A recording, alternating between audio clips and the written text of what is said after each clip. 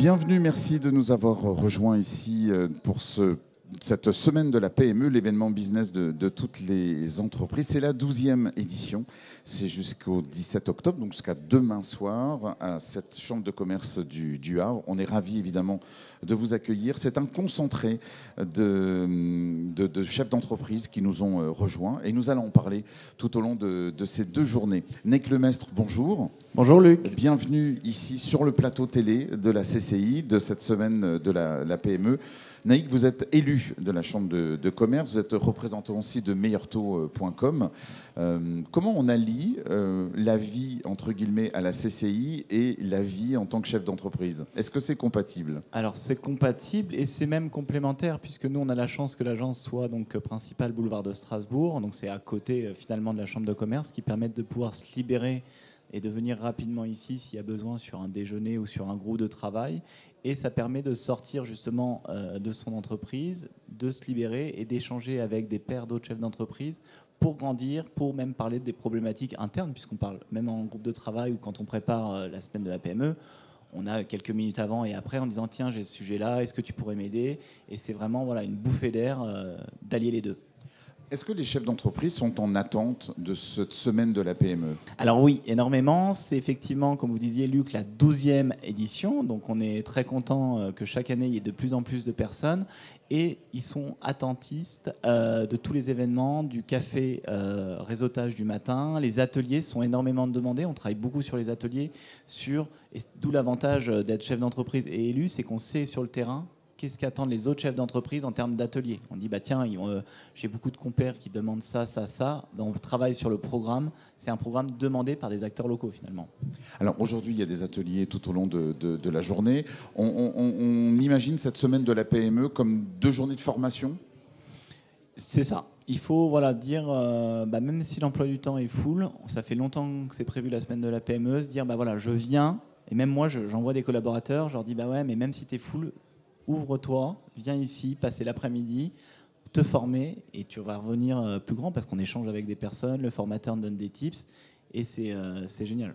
Alors aujourd'hui, on parle de chef d'entreprise. Souvent, on est un peu seul dans son entreprise. C'est l'occasion de discuter et de confronter aussi les problématiques. Oui, des problématiques, des sujets. Tiens, toi, tu fais comment ce thème-là? J'ai vu que tu t'avais recruté. Comment tu as fait pour recruter? Tiens, sur ce sujet-là, quels sont tes tips?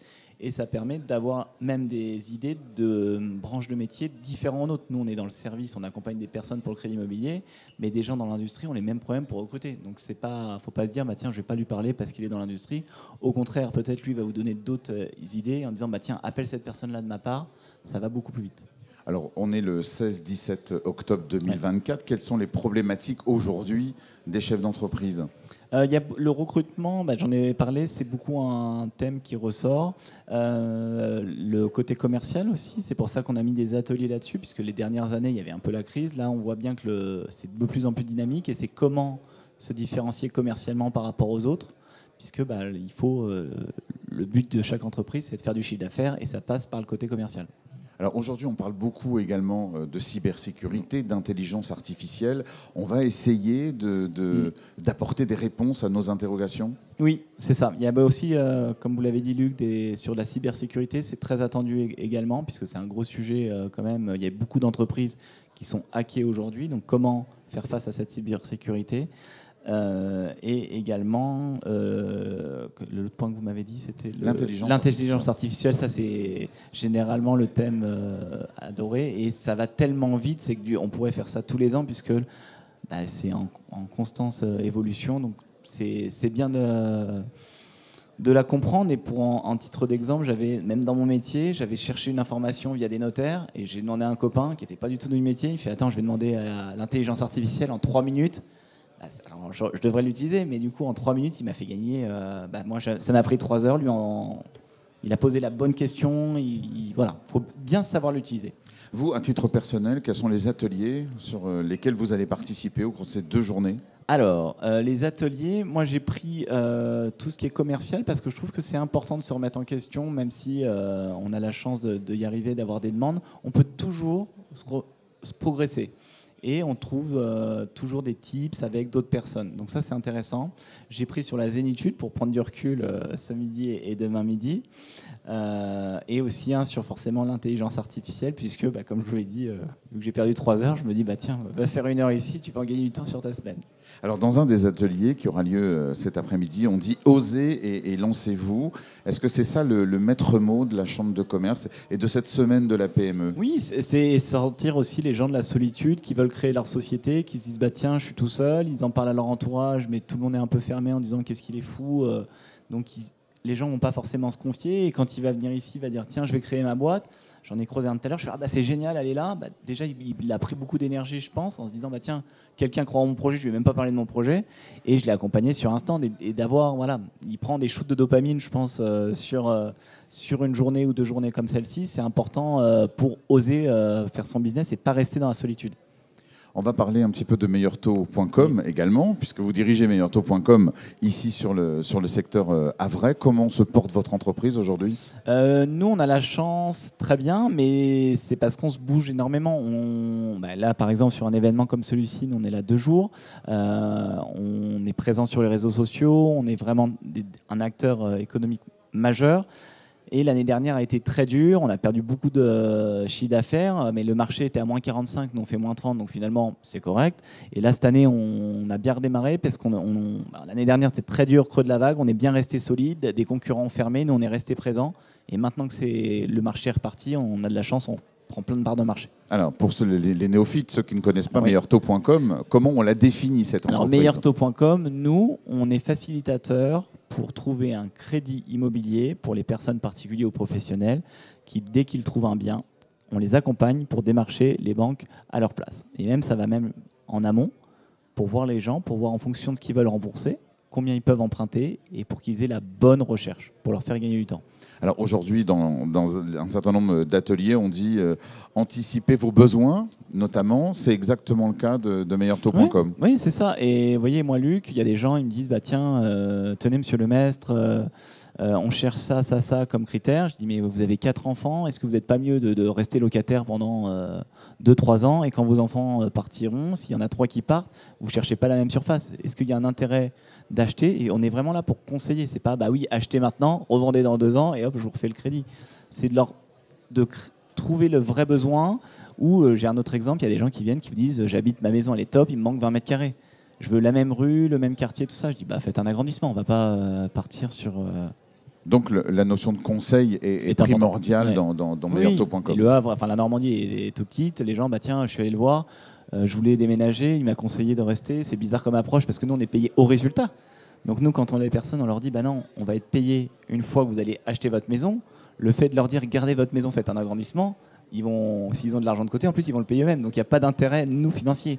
Donc étant donné qu'il n'y a pas d'intérêt financier, la personne elle est encore plus à l'écoute. Elle se dit je vais quand même l'écouter, il est bizarre quand même. Il me dit de rester chez moi, alors il vaudrait mieux qu'il me dise d'aller déménager, il va gagner de l'argent. Alors vous disiez que le marché avait baissé l'année dernière. Qu'en est-il en 2024 avec tous les soucis mondiaux que l'on connaît et l'anxiété ambiante? L'anxiété, c'est surtout par rapport à la politique, mais aujourd'hui, les gens achètent beaucoup plus que l'année dernière. Et de toute façon, il faut qu'ils se logent. Les taux ont baissé aussi. On avait un sujet de taux qui dépassait les 4%, donc qui faisait des grosses mensualités, des grosses gaps de mensualités. Il y a aussi l'énergie, puisqu'il n'y a pas que le crédit dans le projet immobilier. Moi, je leur dis aux gens, voyez qu'il y a votre crédit, il y a comment vous allez chauffer votre maison. Donc ce package-là avait énormément augmenté. Là, les taux ont légèrement baissé. Et de toute façon, les gens, il faut qu'ils se logent. Donc il faut qu'ils déménagent et parfois ils font des concessions en disant tiens, vaut mieux qu'on achète et au moins ça sera à nous et avoir 10 mètres, 15 mètres carrés de moins. Je vais revenir quelques instants sur la Chambre de commerce dont vous êtes élu à l'équipe d'organisation de cette semaine de la PME. Ce n'est pas que aujourd'hui 16 et 17 octobre pour la Chambre de commerce, c'est toute l'année. Oui. Pour le groupe de travail, pour préparer déjà cet événement, mais d'une manière générale, la Chambre de commerce est à la disposition des chefs d'entreprise. Elle est ouverte effectivement, et c'est pour ça en tant qu'élu, on a un rôle de promouvoir et d'ambassadeur en disant venez, vous avez un renseignement, appelez la Chambre de commerce. Il y a beaucoup de services. Effectivement, comme vous dites, il n'y a pas que la semaine de la PME. Il y a beaucoup de services qui sont là à votre disposition pour vous accompagner sur différents thèmes. Quels sont d'une manière générale, le crescendo toute l'année, les événements marquants de la Chambre de commerce ici au Havre? Alors, il y a effectivement la semaine de la PME, il y a les rencontres de l'industrie, il y a aussi, on fait pour les rencontres sans CV qui sont organisées par la Chambre de commerce et industrie. Ça, c'est très bien. C'est des gens qui viennent sans CV et il y a plein d'entreprises. Donc ça, c'est vraiment des événements marquants. Mais c'est vrai qu'il y a beaucoup d'événements, on est présent et on fait tout pour le faire savoir. Donc c'est bien qu'ils viennent ici, vous voyez, pour un événement comme ça. Et ça démystifie ce gros bâtiment qui est à l'entrée de ville. Qu'est-ce que c'est? Qu'est-ce qu'ils font là-dedans? Il y a plein de bureaux. Et au moins, ils voient, voilà, à l'accueil, on leur offre le café gentiment et ils se disent, bon, bah ça va, les gens, c'est des gens normaux. Alors, il y a les événements, la semaine de la PME. En novembre, il y a un autre événement également qui arrive. Quasiment tous les mois, il y a des événements. Ouais, oui, voilà. En plus, on a un territoire très industriel. Donc, c'est vrai que l'industrie est très présente dans la chambre de commerce. Et ils se voient régulièrement aussi entre eux. Et ça, voilà, comme on disait, c'est solution de facilité pour échanger entre eux. Pour faire cette semaine de la PME, il y a des partenaires qui sont faut extrêmement mettre en avant. importants. Oui, c'est très important. Est-ce qu'on peut en parler un peu? Pourquoi sont-ils là? Et qu'est-ce qu'ils attendent, eux, évidemment, de ce partenariat? Et qu'est-ce que vous attendez de ce partenariat? Alors, eux, ils cherchent de la visibilité. Et nous, on essaie de leur offrir. C'est pour ça qu'on a travaillé dans le groupe de travail, par exemple. On s'est dit, tiens, pendant le café réseautage, au lieu que les gens restent au milieu, et soient un peu timides à aller sur les stands, on a fait, ils ont un parcours où on est sûr qu'ils aillent sur tous les stands en fait. Parce que parfois ils se disent non, j'ai pas besoin de ça. Mais en fait, c'est pas d'avoir besoin, c'est de dire aux participants, allez dessus, il y a d'autres personnes que vous allez rencontrer que vous ne connaissez pas.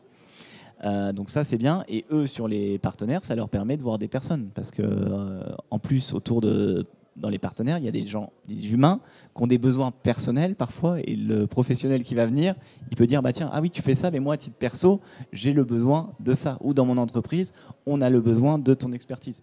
Donc en fait, le mot humain, c'est aussi un des mots qui vont revenir régulièrement. On a besoin de rencontres, de parler, de discuter, voilà, de confronter nos idées. De confronter nos idées et de sortir de son quotidien que malheureusement, beaucoup de chefs d'entreprise se disent tiens, non, je vais pas bien en ce moment, je vais pas aller sortir, je vais pas aller au café demain, j'ai beaucoup de boulot. Alors que là, il fait un café ce matin, il vient de 8h30 à 9h30, il prend son shoot de dopamine en voyant tout le monde de bonne humeur.